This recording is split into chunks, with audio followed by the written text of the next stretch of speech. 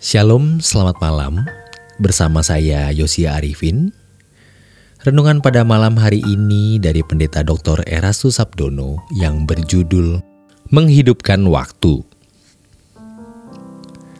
Ingat peristiwa Lot, bagaimana Lot berlama-lama.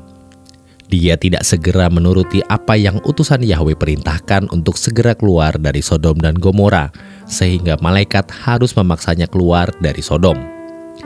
Dan itu masih dalam radius di mana istrinya bisa menoleh dan akhirnya binasa.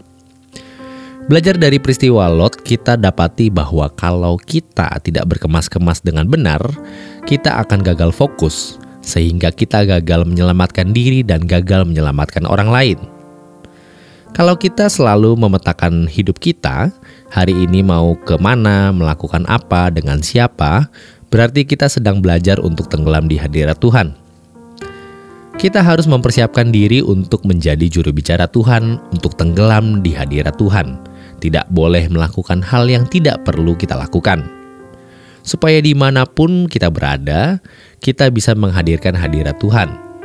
Maka kita harus memetakan waktu saya dengan baik, memetakan hidup saya dengan baik.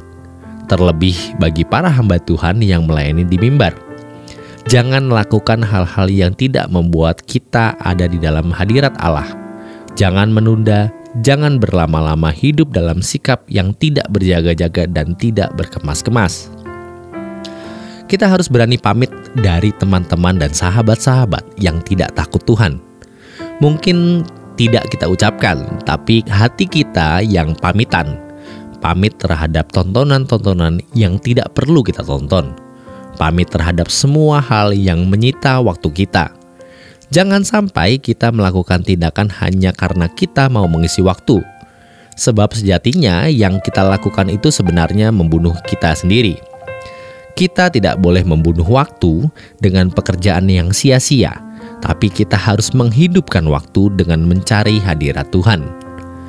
Memiliki perasaan krisis terhadap diri sendiri, bagaimana mengalami perubahan. Kita harus memetakan hari hidup kita untuk hal yang benar-benar membangun iman.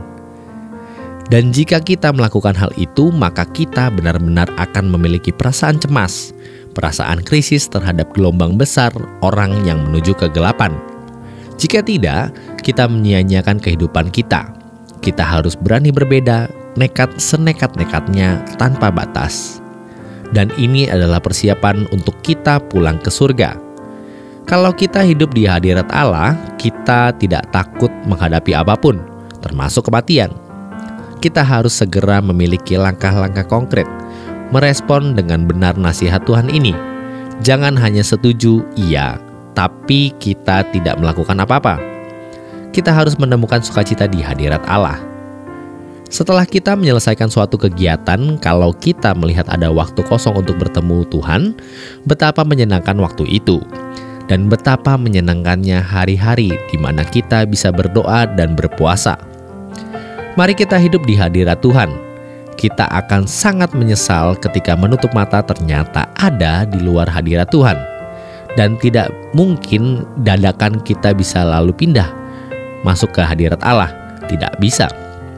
Kalau kita ada di luar hadirat Allah ketika masih hidup di bumi, padahal kita punya kesempatan untuk ada di hadirat Allah, namun kita tidak melakukan, kita mati. Kita tidak mungkin ada di hadirat Tuhan. Ini kesempatan yang sangat berharga.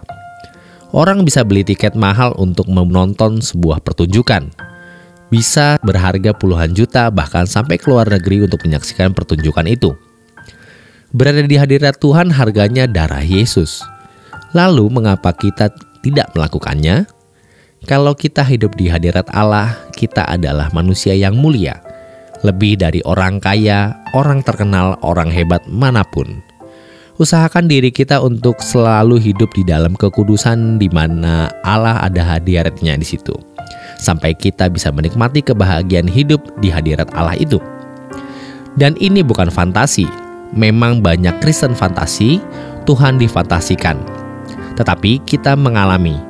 Memang untuk menembus batas sampai kita mengalami bahwa Tuhan itu hidup dan nyata, perlu waktu, perjuangan, kesabaran, kesetiaan, ketekunan tanpa batas.